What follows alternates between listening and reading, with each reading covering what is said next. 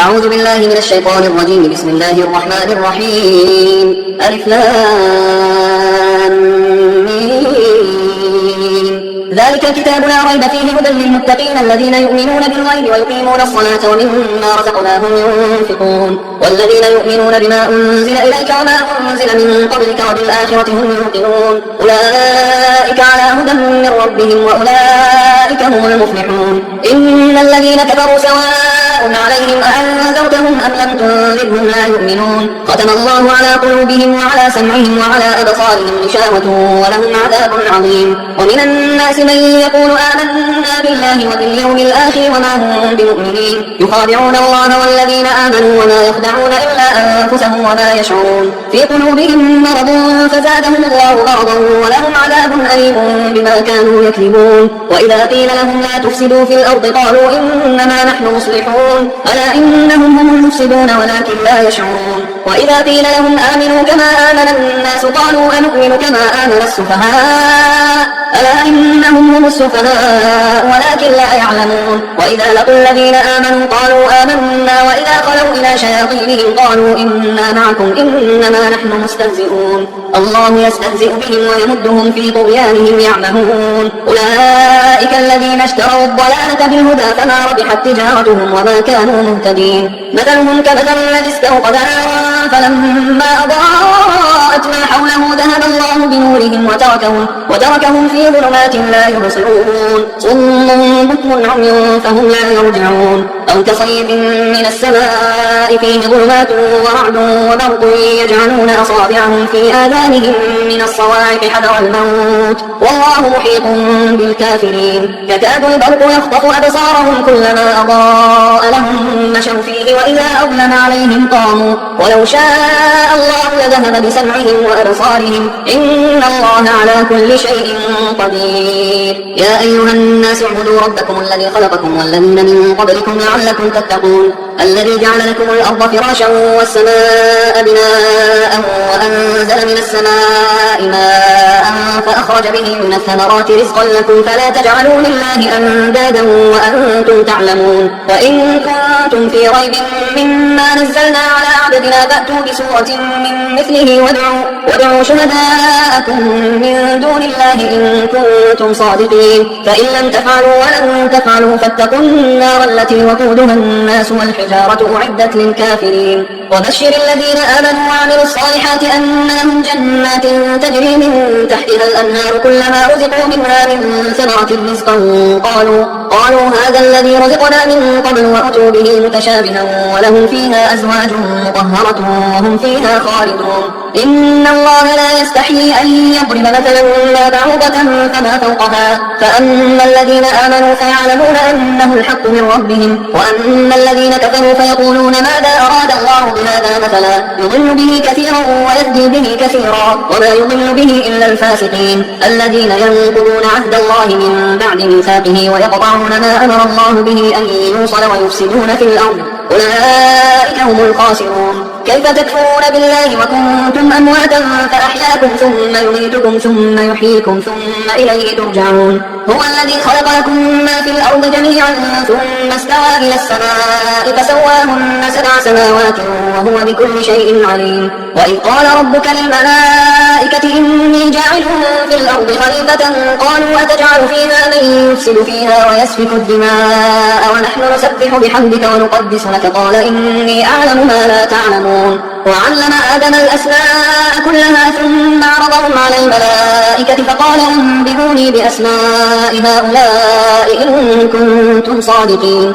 قالوا سبحانك لا علم لنا إلا ما علمتنا إنك أنت العليم الحكيم. قال يا آدم أنبئهم بأسمائهم فلما أنبأهم بأسمائهم قال ألم نقل لكم إني أعلم غيب السماوات والأرض وأعلم ما تبدون وما كنتم تكتمون. وإذ قلنا للملائكة اسجدوا لآدم فسجدوا إلا إبليس أبى واستكبر وكان من الكافرين. وقلنا يا آدم اسكن أنت وزوجك الجنة وكلا منها رغدا حيث شئتما ولا تقربا هذه الشجرة فتكونا من الظالمين. فأزلهما الشيطان عنها فأخرجهما مما كانا فيه وقلنا اهبطوا بعضكم لبعض عدو ولكم في الأرض مستقر ومتاع إلى حين. فتلقى آدم من ربه كلمات فتاب عليه إنه هو التواب الرحيم. قلنا اهبطوا منها جميعا فإما يأتينكم مني هدى فمن تبع هداي فلا خوف عليهم ولا هم يحزنون. والذين كفروا وكذبوا بآياتنا أولئك أصحاب النار هم فيها خالدون. يا بني إسرائيل اذكروا نعمتي التي أنعمت عليكم وأوفوا بعهدي أوف بعهدكم وإياي فارهبون.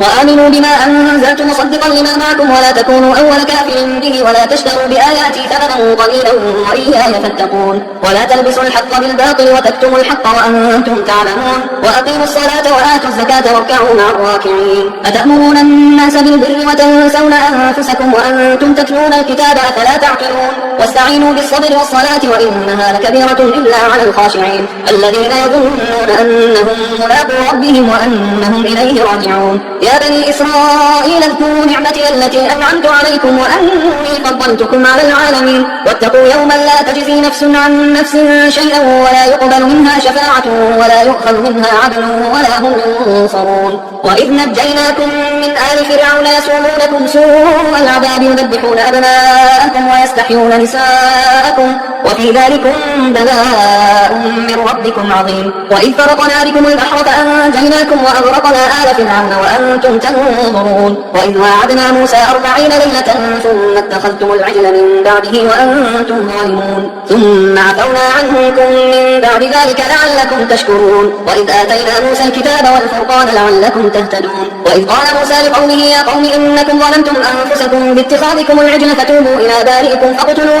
أنفسكم ذلكم خير لكم عند بارئكم فتاب عليكم إنه هو التواب الرحيم. وإذ قلتم يا موسى لن نؤمن لك حتى نرى الله جهرة فأخذتكم الصاعقة وأنتم تنظرون ثم بعثناكم من بعد موتكم لعلكم تشكرون. وظللنا عليكم الغمام وأنزلنا عليكم المن والسلوى كلوا من طيبات ما رزقناكم وما ظلمونا ولكن كانوا أنفسهم يظلمون. وإذ قلنا ادخلوا هذه القرية فكلوا منها حيث شئتم رغدا وادخلوا الباب سجدا وقولوا حطة نغفر لكم خطاياكم وسنزيد المحسنين. فبدل الذين ظلموا قولا غير الذي قيل لهم فأنزلنا على الذين ظلموا رجزا من السماء بما كانوا يفسقون. وإذ استسقى موسى لقومه فقلنا اضرب بعصاك الحجر فانفجرت منه 12 عينا قد علم كل أناس مشربهم كلوا واشربوا من رزق الله ولا تعثوا في الأرض مفسدين. وإذ قلتم يا موسى لن نصبر على طعام واحد فادع لنا ربك يخرج لنا مما تنبت الأرض من بقلها وقثائها وفومها وعدسها وبصلها قال أتستبدلون الذي هو أدنى بالذي هو خير اهبطوا مصرا فإن لكم ما سألتم وضربت عليهم الذلة والمسكنة وباءوا بغضب من الله ذلك بأنهم كانوا يكفرون بآيات الله ويقتلون النبيين بغير الحق ذلك بما عصوا وكانوا يعتدون. إن الذين آمنوا والذين هادوا والنصارى والصابئين من آمن بالله واليوم الآخر وعمل صالحا فلهم أجرهم عند ربهم ولا خوف عليهم ولا هم يحزنون. وإذ أخذنا ميثاقكم ورفعنا فوقكم الطور خذوا ما آتيناكم بقوة واذكروا ما فيه لعلكم تتقون ثم توليتم من بعد ذلك فلولا فضل الله عليكم ورحمته لكنتم من الخاسرين. ولقد علمتم الذين اعتدوا منكم في السبت فقلنا لهم كونوا قردة خاسئين فجعلناها نكالا لما بين يديها وما خلفها وموعظة للمتقين. وإذ قال موسى لقومه إن الله يأمركم أن تذبحوا بقرة قالوا أتتخذنا هزوا قال أعوذ بالله أن أكون من الجاهلين. قالوا ادع لنا ربك يبين لنا ما هي قال إنه يقول إنها بقرة لا فارض ولا بكر عوان بين ذلك فافعلوا ما تؤمرون. قالوا ادع لنا ربك يبين لنا ما لونها قال إنه يقول إنها بقرة صفراء فاقع لونها تسر الناظرين. قالوا ادع لنا ربك يبين لنا ما هي إن البقرة شابه علينا وإنا إن شاء الله لمهتدون. قال إنه يقول إنها بقرة لا ذلول تثير الأرض ولا تسقي الحرث مسلمة لا شية فيها قالوا الآن جئت بالحق فذبحوها وما كادوا يفعلون. وإذ قتلتم نفسا فادارأتم فيها والله مخرج ما كنتم تكتمون. فقلنا اضربوه ببعضها كذلك يحيي الله الموتى ويريكم آياته لعلكم تعقلون. ثم قست قلوبكم من بعد ذلك فهي كالحجارة أو أشد قسوة وإن من الحجارة لما يتفجر منه الأنهار وإن منها لما يشقق فيخرج منه الماء وإن منها لما يهبط من خشية الله وما الله بغافل عما تعملون. أفتطمعون أن يؤمنوا لكم وقد كان فريق منهم يسمعون كلام الله ثم يحرفونه من بعد ما عقلوه وهم يعلمون. وإذا لقوا الذين آمنوا قالوا آمنا وإذا خلا بعضهم إلى بعض قالوا أتحدثونهم بما فتح الله عليكم ليحاجوكم به عند ربكم أفلا تعقلون. أولا يعلمون أن الله يعلم ما يسرون وما يعلنون. ومنهم أميون لا يعلمون الكتاب إلا أماني وإن هم إلا يظنون. فويل للذين يكتبون الكتاب بأيديهم ثم يقولون هذا من عند الله ليشتروا به ثمنا قليلا فويل لهم مما كتبت أيديهم وويل لهم مما يكسبون. وقالوا لن تمسنا النار إلا أياما معدودة قل اتخذتم عند الله عهدا فلن يخلف الله عهده أم تقولون على الله ما لا تعلمون. بلى من كسب سيئة وأحاطت به خطيئته فأولئك أصحاب النار هم فيها خالدون. والذين آمنوا وعملوا الصالحات أولئك أصحاب الجنة هم فيها خالدون. وإذ أخذنا ميثاق بني إسرائيل لا تعبدون إلا الله وبالوالدين إحسانا وذي القربى واليتامى والمساكين وقولوا للناس حسنا وأقيموا الصلاة وآتوا الزكاة ثم توليتم إلا قليلا منكم وأنتم معرضون. وإذ أخذنا ميثاقكم لا تسفكون دماءكم ولا تخرجون أنفسكم من دياركم ثم أقررتم وأنتم تشهدون. ثم أنتم هؤلاء تقتلون أنفسكم وتخرجون فريقا منكم من ديارهم تظاهرون عليهم بالإثم والعدوان وإن يأتوكم أسارى تفادوهم وهو محرم عليكم إخراجهم أفتؤمنون ببعض الكتاب وتكفرون ببعض فما جزاء من يفعل ذلك منكم إلا خزي في الحياة الدنيا ويوم القيامة يردون إلى أشد العذاب وما الله بغافل عما تعملون. أولئك الذين اشتروا الحياة الدنيا بالآخرة فلا يخفف عنهم العذاب ولا هم ينصرون. ولقد آتينا موسى الكتاب وقفينا من بعده بالرسل وآتينا عيسى ابن مريم البينات وأيدناه بروح القدس أفكلما جاءكم رسول بما لا تهوى أنفسكم استكبرتم ففريقا كذبتم وفريقا تقتلون. وقالوا قلوبنا غلف بل لعنهم الله بكفرهم فقليلا ما يؤمنون. ولما جاءهم كتاب من عند الله مصدق لما معهم وكانوا من قبل يستفتحون على الذين كفروا فلما جاءهم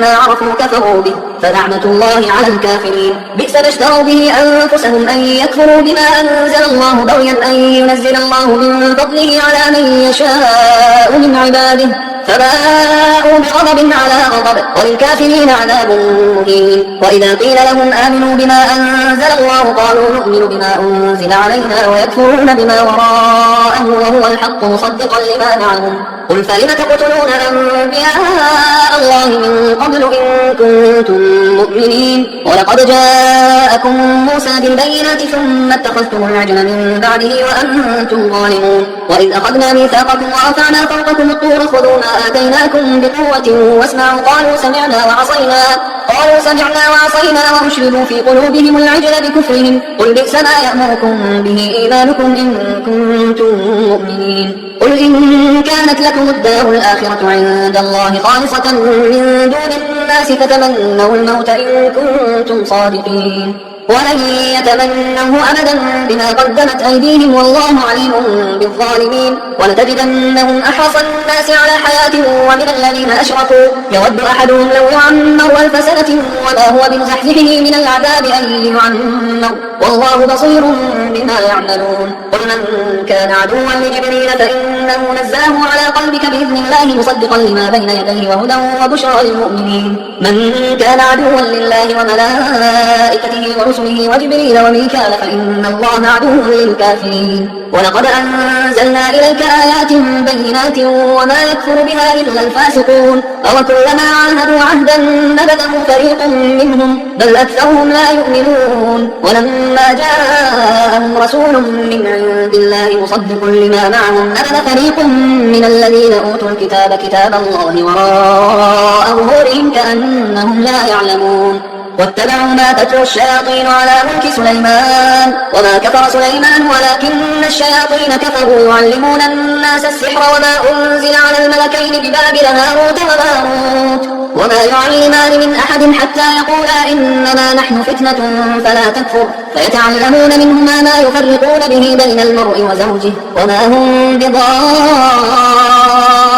به من أحد إلا بإذن الله ويتعلمون ما يضرهم ولا ينفعهم ولقد علموا لمن اشتراه ما له في الآخرة من خلاق ولبئس ما شروا به أنفسهم لو كانوا يعلمون ولو أنهم آمنوا واتقوا لمثوبة من عند الله خير لو كانوا يعلمون يا أيها الذين آمنوا لا تقولوا راعنا وقولوا انظرنا واسمعوا وللكافرين عذاب أليم ما يود الذين كفروا من أهل الكتاب ولا المشركين أن ينزل عليكم من خير من ربكم والله يختص برحمته من يشاء والله ذو الفضل العظيم ما ننسخ من آية أو ننسها نأتي بخير منها أو مثلها ألم تعلم أن الله على كل شيء قدير ألم تعلم أن الله له ملك السماوات والأرض وما لكم من دون الله من ولي ولا نصير أم تريدون أن تسألوا رسولكم كما سئل موسى من قبل ومن يتبدل الكفر بالإيمان فقد ضل سواء السبيل ود كثير من أهل الكتاب لو يردونكم من بعد إيمانكم كفارا حسدا من عند أنفسهم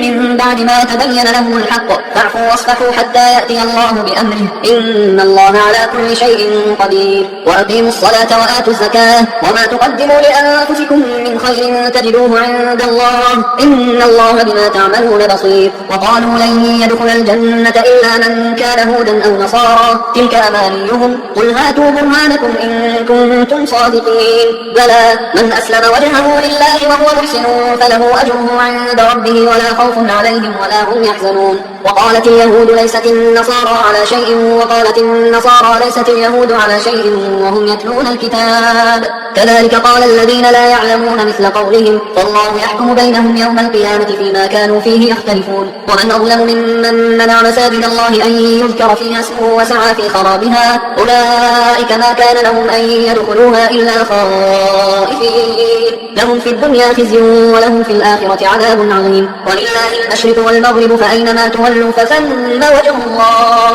إن الله واسع عليم وقالوا اتخذ الله ولدا سبحانه بل له ما في السماوات والأرض كل له قانتون بديع السماوات والأرض وإذا قضى أمرا فإنما يقول له كن فيكون وقال الذين لا يعلمون لولا يكلمنا الله أو تأتينا آية كذلك قال الذين من قبلهم مثل قولهم تشابهت قلوبهم قد بينا الآيات لقوم يوقنون إنا أرسلناك بالحق بشيرا ونذيرا ولا تسأل عن أصحاب الجحيم ولن ترضى عنك اليهود ولا النصارى حتى تتبع ملتهم قل إن هدى الله هو الهدى ولئن اتبعت أهواءهم بعد الذي جاءك من العلم ما لك من الله من ولي ولا نصير الذين آتيناهم الكتاب يتلونه حق تلاوته أولئك يؤمنون به ومن يكفر به فأولئك هم الخاسرون يا بني إسرائيل اذكروا نعمتي التي أنعمت عليكم وأني فضلتكم على العالمين واتقوا يوما لا تجزي نفس عن نفس شيئا ولا يقبل منها عدل ولا تنفعها شفاعة ولا هم ينصرون وإذ ابتلى إبراهيم ربه بكلمات فأتمهن قال إني جاعلك للناس إماما قال ومن ذريتي قال لا ينال عهد الظالمين وإذ جعلنا البيت مثابة للناس وأمنا واتخذوا من مقام إبراهيم مصلى وعهدنا إلى إبراهيم وإسماعيل أن طهرا بيتي للطائفين والعاكفين والركع السجود وإذ قال إبراهيم رب اجعل هذا بلدا آمنا وارزق أهله من الثمرات من آمن منهم بالله واليوم الآخر قال ومن كفر فأمتعه قليلا ثم أضطره إلى عذاب النار وبئس المصير وإذ يرفع إبراهيم القواعد من البيت وإسماعيل ربنا تقبل منا إنك أنت السميع العليم ربنا واجعلنا مسلمين لك ومن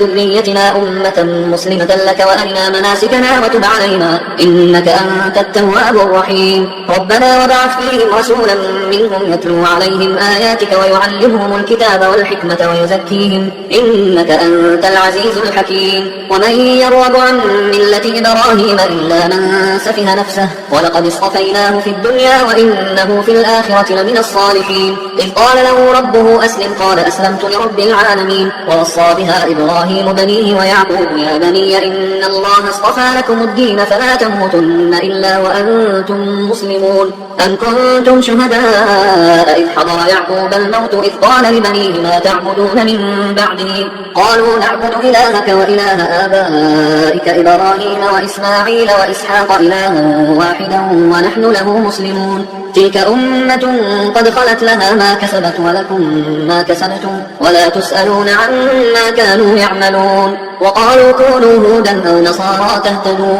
قل بل ملة إبراهيم حنيفا وما كان من المشركين قولوا آمنا بالله وما أنزل إلينا وما أنزل إلى إبراهيم وإسماعيل وإسحاق ويعقوب والأسباط وما أوتي موسى وعيسى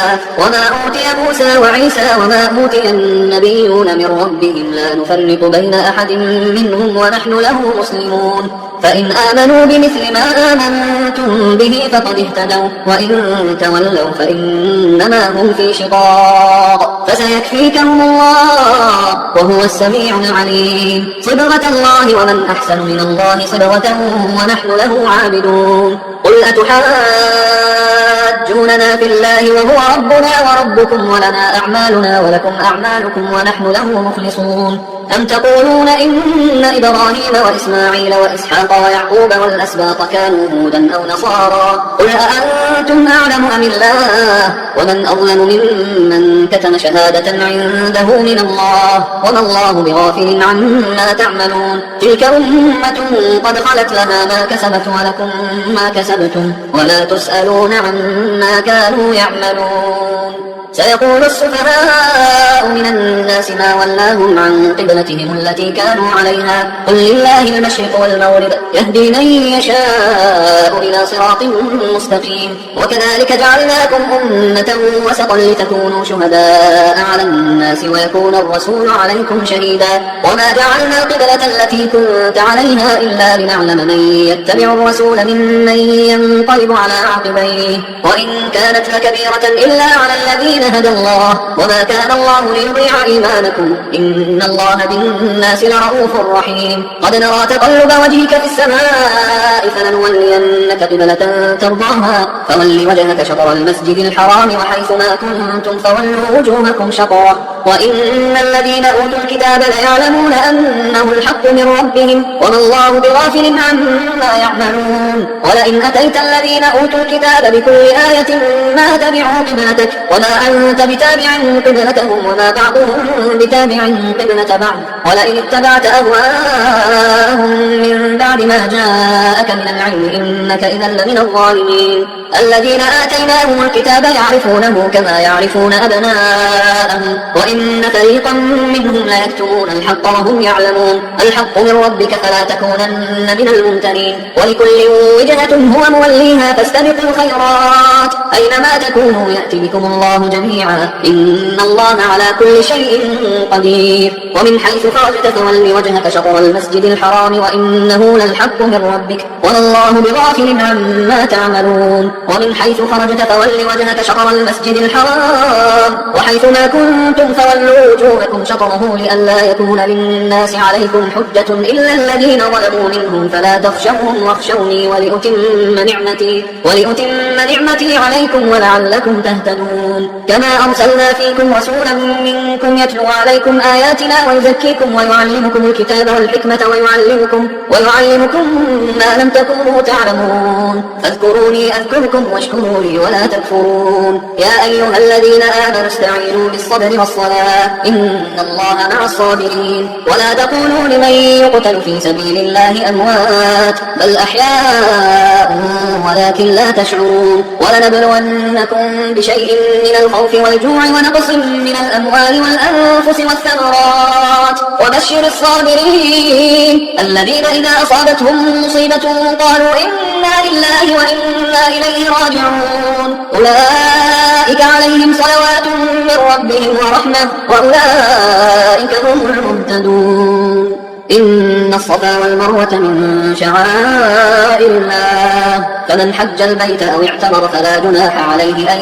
يطوف بهما ومن تطوع خيرا فإن الله شاكر عليم. إن الذين يكتمون ما أنزلنا من البينات والهدى من بعد ما بيناه للناس في الكتاب أولئك يلعنهم الله ويلعنهم اللاعنون إلا الذين تابوا وأصلحوا وبينوا فأولئك أتوب عليهم وأنا التواب الرحيم. إن الذين كفروا وماتوا وهم كفار أولئك عليهم لعنة الله والملائكة والناس أجمعين خالدين فيها لا يخفف عنهم العذاب ولا هم ينظرون. وإلهكم إله واحد لا إله إلا هو الرحمن الرحيم. إن في خلق السماوات والأرض واختلاف الليل والنهار والفلك التي تجري في البحر بما ينفع الناس وما أنزل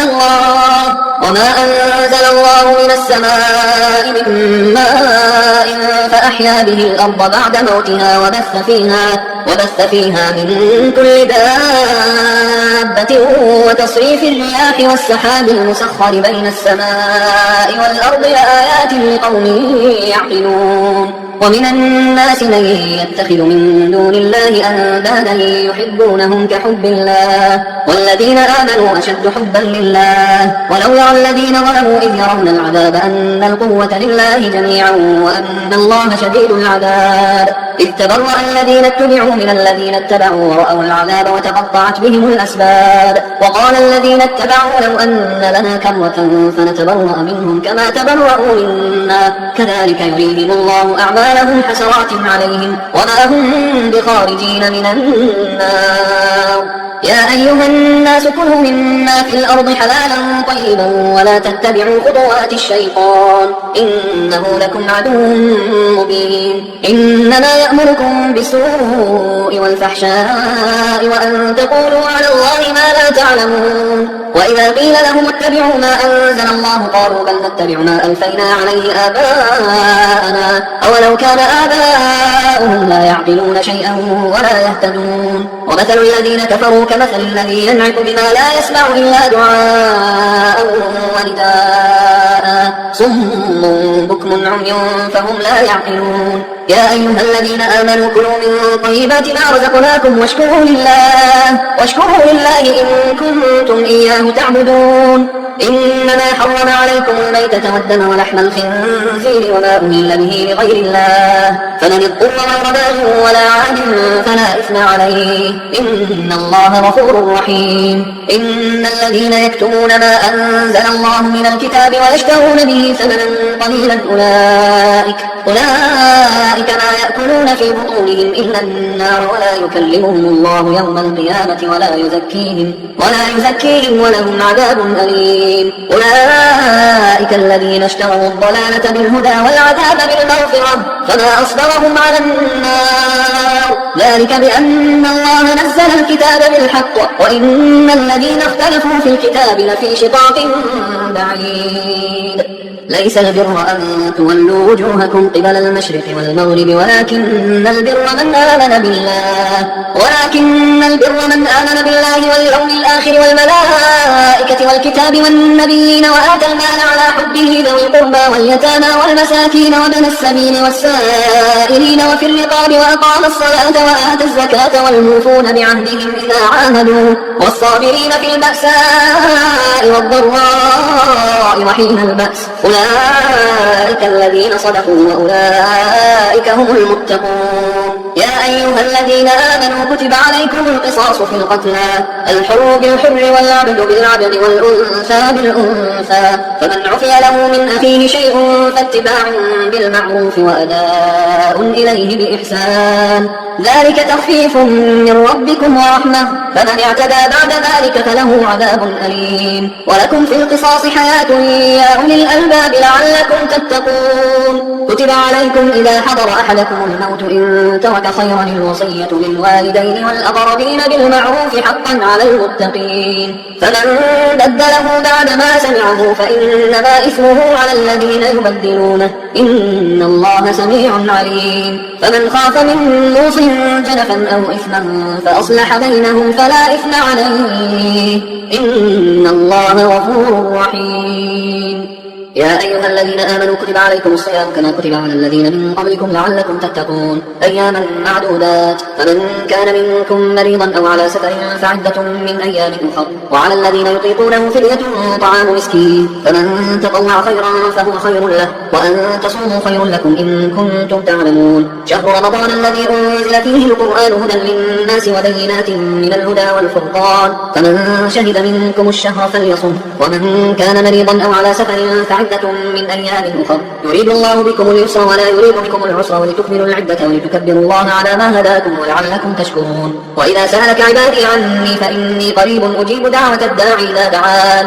فليستجيبوا لي وليؤمنوا بي لعلهم يرشدون أحل لكم ليلة الصيام الرفث إلى نسائكم هن لباس لكم وأنتم لباس لهن علم الله أنكم كنتم تختانون أنفسكم فتاب عليكم وعفى عنكم فالآن باشروهن وابتغوا ما كتب الله لكم وكلوا واشربوا حتى يتبين لكم الخيط الأبيض من الخيط الأسود من الفجر ثم أتموا الصيام إلى الليل ولا تباشروهن وأنتم عاكفون في المساجد تلك حدود الله فلا تقربوها كذلك يبين الله آياته للناس لعلهم يتقون ولا تأكلوا أموالكم بينكم بالباطل وتدلوا بها إلى الحكام لتأكلوا فريقا من أموال الناس بالإثم وأنتم تعلمون يسألونك عن الأهلة قل هي مواقيت للناس والحج وليس البر بأن تأتوا البيوت من ظهورها ولكن البر من اتقى وأتوا البيوت من أبوابها واتقوا الله لعلكم تفلحون وقاتلوا في سبيل الله الذين يقاتلونكم ولا تعتدوا إن الله لا يحب المعتدين وقتلوهم حيث ثقفتموهم وأخرجوهم من حيث أخرجوكم والفتنة أشد من القتل ولا تقاتلوهم عند المسجد الحرام حتى يقاتلوكم فيه فإن قاتلوكم فاقتلوهم كذلك جزاء الكافرين فإن انتهوا فإن الله غفور رحيم وقاتلوهم حتى لا تكون فتنة ويكون الدين لله فإن انتهوا فلا عدوان إلا على الظالمين الشهر الحرام بالشهر الحرام والحرمات قصاص فمن اعتدى عليكم فاعتدوا عليه بمثل ما اعتدى عليكم واتقوا الله واعلموا أن الله مع المتقين وأنفقوا في سبيل الله ولا تلقوا بأيديكم إلى التهلكة وأحسنوا إن الله يحب المحسنين وأتموا الحج والعمرة لله فإن أحصرتم فما استيسر من الهدي ولا تحلقوا رؤوسكم حتى يبلغ الهدي محله فمن كان منكم مريضا أو به أذى من رأسه ففدية من صيام أو صدقة أو نسك فإذا أمنتم فمن تمتع بالعمرة إلى الحج فما استيسر من الهدي فمن لم يجد فصيام 3 أيام في الحج و7 إذا رجعتم تلك 10 كاملة ذلك لمن لم يكن أهله حاضر المسجد الحرام واتقوا الله واعلموا أن الله شديد العقاب الحج أشهر معلومات فمن فرض فيهن الحج فلا رفث ولا فسوق ولا جدال في الحج وما تفعلوا من خير يعلمه الله وتزودوا فإن خير الزاد التقوى واتقون يا أولي الألباب ليس عليكم جناح أن تبتغوا فضلا من ربكم فإذا أفضتم من عرفات فاذكروا الله عند المشعر الحرام واذكروه كما هداكم وإن كنتم من قبله لمن الضالين ثم أفيضوا من حيث أفاض الناس واستغفروا الله إن الله غفور رحيم فإذا قضيتم مناسككم فاذكروا الله كذكركم آباءكم أو أشد ذكرا فمن الناس من يقول ربنا آتنا في الدنيا وما له في الآخرة من خلاق ومنهم من يقول ربنا آتنا في الدنيا حسنة وفي الآخرة حسنة وقنا عذاب النار أولئك لهم نصيب مما كسبوا والله سريع الحساب واذكروا الله في أيام معدودات فمن تعجل في يومين فلا إثم عليه ومن تأخر فلا إثم عليه لمن اتقى واتقوا الله واعلموا أنكم إليه تحشرون ومن الناس من يعجبك قوله في الحياة الدنيا ويشهد الله على ما في قلبه وهو ألد الخصام وإذا تولى سعى في الأرض ليفسد فيها ويهلك الحرث والنسل والله لا يحب الفساد وإذا قيل له اتق الله أخذته العزة بالإثم فحسبه جهنم ولبئس المهاد. ومن الناس من يشري نفسه ابتغاء مرضات الله والله رؤوف بالعباد. يا أيها الذين آمنوا ادخلوا في السلم كافة ولا تتبعوا خطوات الشيطان إنه لكم عدو مبين. فإن زللتم من بعد ما جاءتكم البينات فاعلموا أن الله عزيز حكيم. هل ينظرون إلا أن يأتيهم الله في ظلل من الغمام والملائكة وقضي الأمر وإلى الله ترجع الأمور. سل بني إسرائيل كم آتيناهم من آية بينة ومن يبدل نعمة الله من بعد ما جاءته فإن الله شديد العقاب.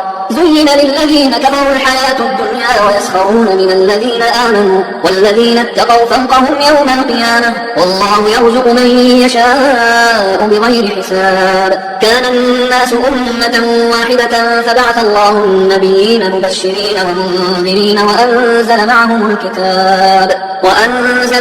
الكتاب بالحق ليحكم بين الناس فيما اختلفوا فيه وما اختلف فيه إلا الذين أوتوه من بعد ما جاءتهم البينات بغيا بينهم فهدى الله الذين آمنوا لما اختلفوا فيه من الحق بإذنه والله يهدي من يشاء إلى صراط مستقيم. أم حسبتم أن تدخلوا الجنة ولما يأتكم مثل الذين خلوا من قبلكم مستهم البأساء والضراء وزلزلوا حتى يقول الرسول والذين آمنوا معه متى نصر الله ألا إن نصر الله قريب. يسألونك ماذا ينفقون قل ما أنفقتم من خير فللوالدين والأقربين واليتامى والمساكين وابن السبيل وما تفعلوا من خير فإن الله به عليم. كتب عليكم القتال وهو كره لكم وعسى أن تكرهوا شيئا وهو خير لكم وعسى أن تحبوا شيئا وهو شر لكم والله يعلم وأنتم لا تعلمون. يسألونك عن الشهر الحرام قتال فيه قل قتال فيه كبير وصد عن سبيل الله وكفر به والمسجد الحرام وإخراج أهله منه أكبر عند الله والفتنة أكبر من القتل ولا يزالون يقاتلونكم حتى يردوكم عن دينكم إن استطاعوا ومن يرتد منكم عن دينه فيمت وهو كافر فأولئك حبطت أعمالهم في الدنيا والآخرة وأولئك أصحاب النار هم فيها خالدون. إن الذين آمنوا والذين هاجروا وجاهدوا في سبيل الله أولئك يرجون رحمة الله والله غفور رحيم.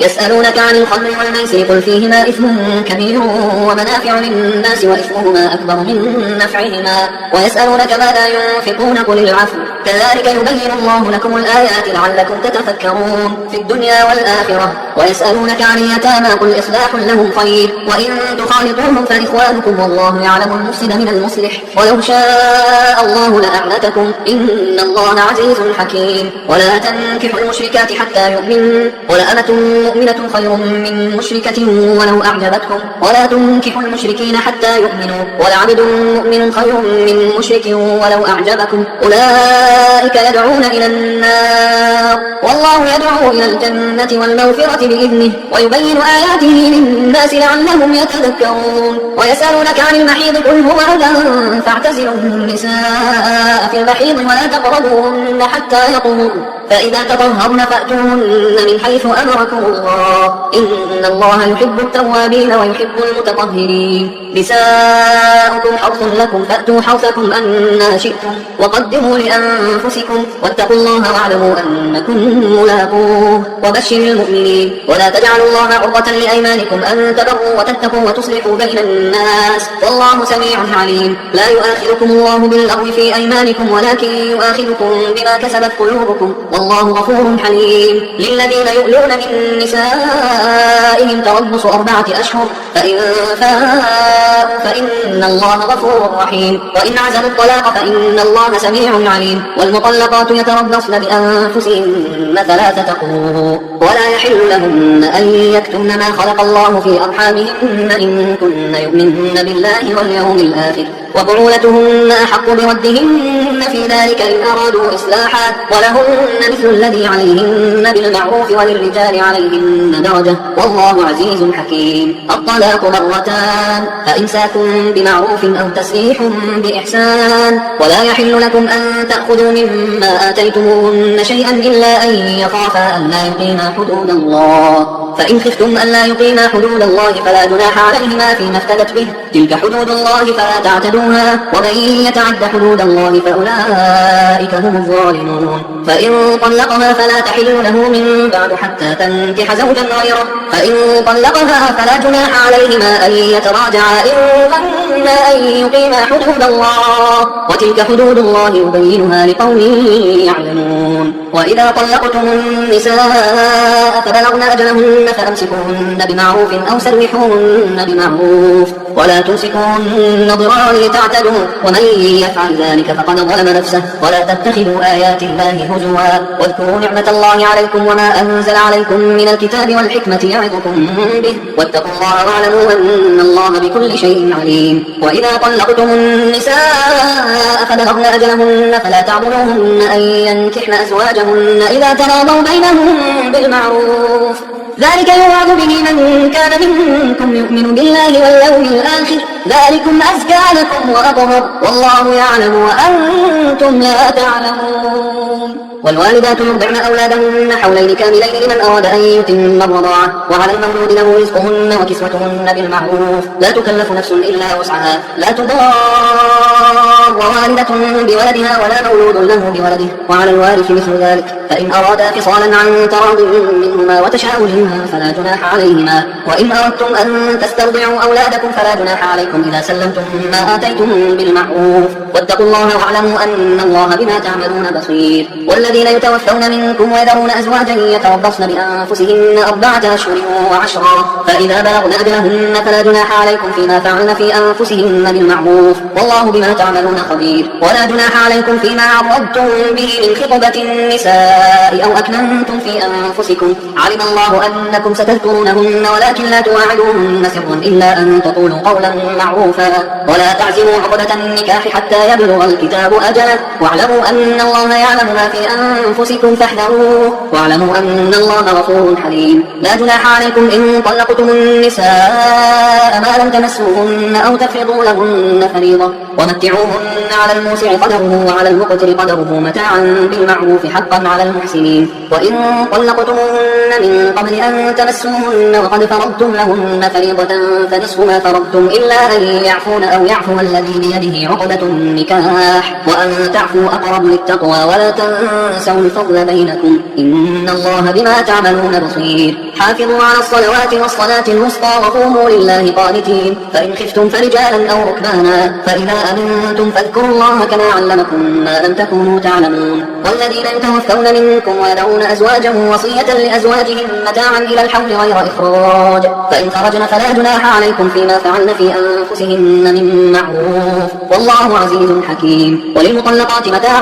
بالمعروف حقا على المتقين كذلك يبين الله لكم آياته لعلكم تعقلون. ألم تر إلى الذين خرجوا من ديارهم وهم ألوف حذر الموت فقال لهم الله موتوا ثم أحياهم إن الله لذو فضل على الناس ولكن أكثر الناس لا يشكرون. وقاتلوا في سبيل الله واعلموا أن الله سميع عليم. من ذا الذي يقرض الله قرضا حسنا فيضاعفه له أضعافا كثيرة والله يقبض ويبسط وإليه ترجعون. ألم تر إلى الملأ من بني إسرائيل من بعد موسى إذ قالوا لنبي له ابعث لنا ملكا نقاتل في سبيل الله قال هل عسيتم إن كتب عليكم القتال ألا تقاتلوا قالوا وما لنا ألا نقاتل في سبيل الله وقد أخرجنا من ديارنا وأبنائنا فلما كتب عليهم القتال تولوا إلا قليلا منهم والله عليم بالظالمين. وقال لهم نبيهم إن الله قد بعث لكم طالوت ملكا قالوا أنى يكون له الملك علينا ونحن أحق بالملك منه ولم يؤت سعة من المال قال إن الله اصطفاه عليكم وزاده بسطة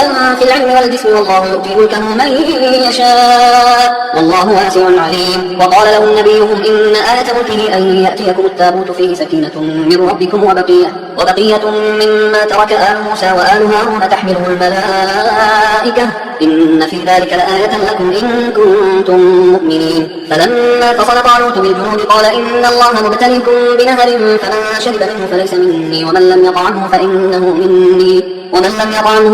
مني إلا من اغترف غرفة بيده فشربوا منه إلا قليلا منهم. فلما جاوزه هو والذين آمنوا معه قالوا لا طاقة لنا اليوم بجالوت وجنوده.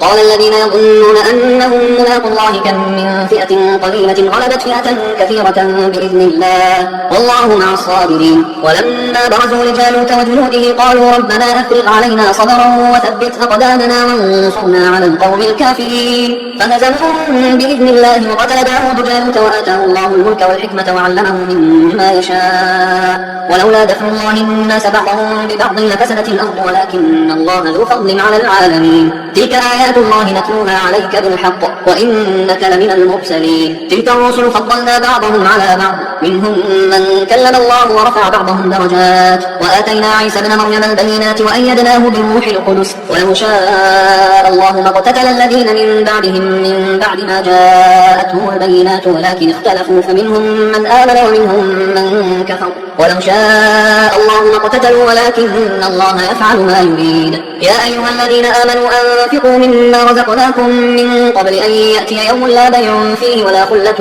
ولا شفاعة والكافرون هم الظالمون.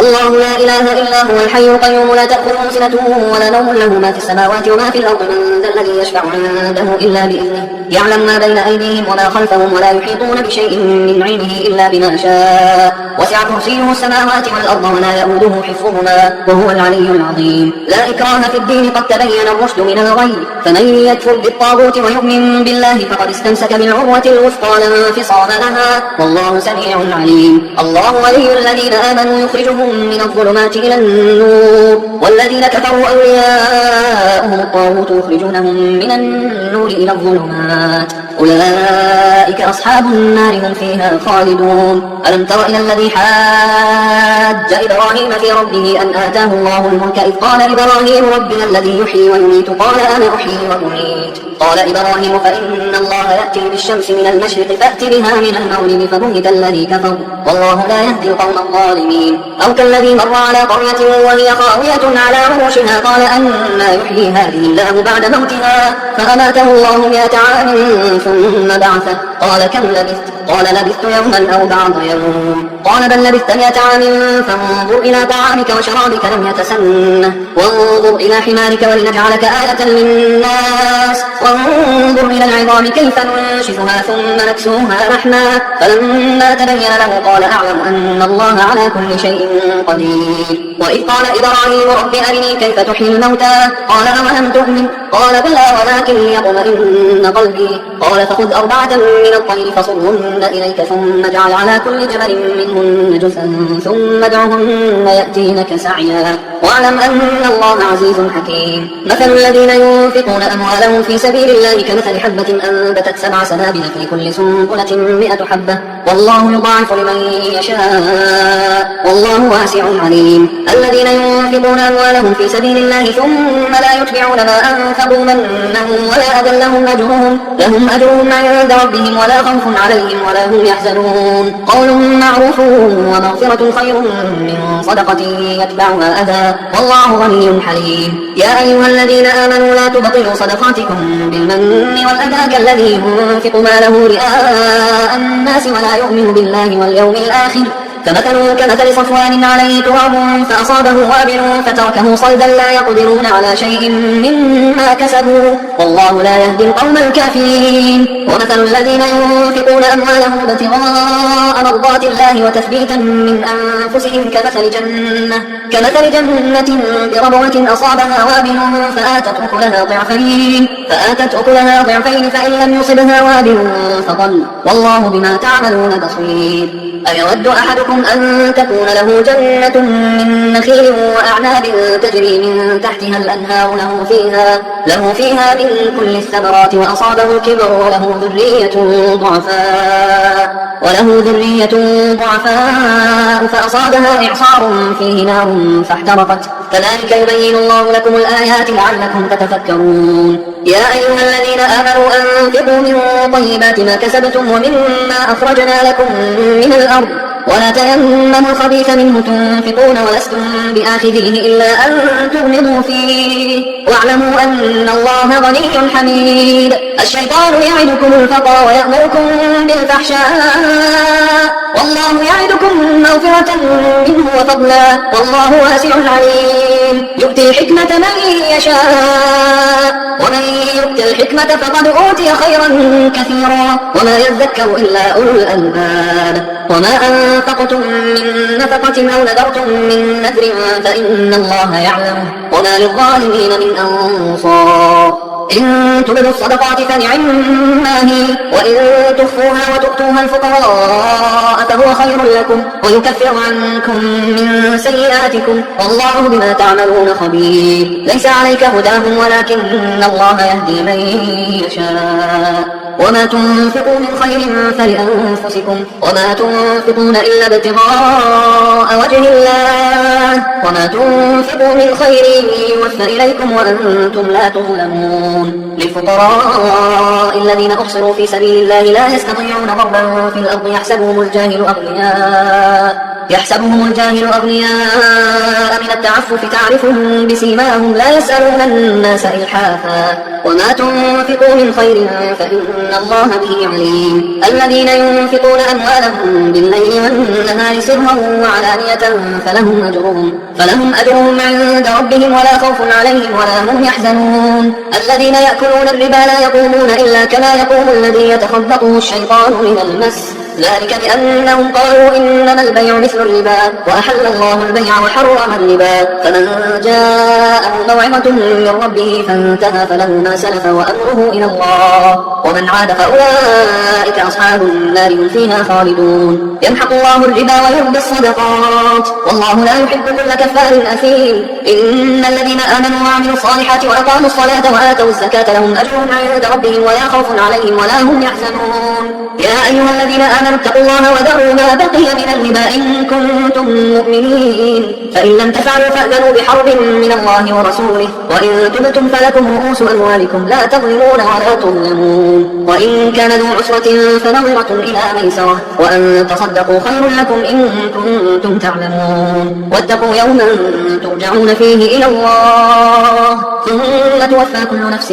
ما كسبت وهم لا يظلمون. يا أيها الذين آمنوا إذا تداينتم بدين إلى أجل مسمى فاكتبوه وليكتب بينكم كاتب بالعدل ولا يأبى كاتب أن يكتب كما علمه الله فليكتب وليملل الذي عليه الحق وليتق الله ربه ولا يبخس منه شيئا فإن كان الذي عليه الحق سفيها أو ضعيفا أو لا يستطيع أن يمله فليملل وليه بالعدل واستشهدوا شهيدين من رجالكم فإن لم يكونا رجلين فرجل وامرأتان ممن ترضون من الشهداء أن تضل إحداهما فتذكر إحداهما الأخرى ولا يأبى الشهداء إذا ما دعوا ولا تسأموا أن تكتبوه صغيرا أو كبيرا إلى أجله ذلكم أقسط عند الله وأقرب للشهادة وأدنى أن لا ترتابوا إلا أن تكون تجارة حاضرة تديرونها بينكم فليس عليكم جناح ألا تكتبوها وأشهدوا إذا تبايعتم ولا يضار كاتب ولا شهيد وإن تفعلوا فإنه فسوق بكم واتقوا الله ويعلمكم الله والله بكل شيء عليم. وإن كنتم على سفر ولم تجدوا كاتبا فرهان مقبوضة فإن أمن بعضكم بعضا فليؤدي الذي اؤتمن أمانته وليتق الله ربه ولا تكتموا الشهادة ومن يكتمها فإنه آثم قلبه والله بما تعملون عليم. لله ما في السماوات وما في الأرض وإن تبدوا ما في أنفسكم أو تخفوه يحاسبكم به الله فيغفر لمن يشاء ويعذب من يشاء والله على كل شيء قدير. آمن الرسول بما أنزل إليه من ربه والمؤمنون كل آمن بالله وملائكته وكتبه ورسله لا نفرق بين أحد من رسله وقالوا سمعنا وأطعنا غفرانك ربنا وإليك المصير. لا يكلف الله نفسا إلا وسعها لها ما كسبت وعليها ما اكتسبت ربنا لا تؤاخذنا إن نسينا أو أخطأنا ربنا ولا تحمل علينا إصرا كما حملته على الذين من قبلنا ربنا ولا تحملنا ما لا طاقة طاقة لنا به، واعف عنا واغفر لنا وارحمنا، أنت مولانا فانصرنا على القوم الكافرين.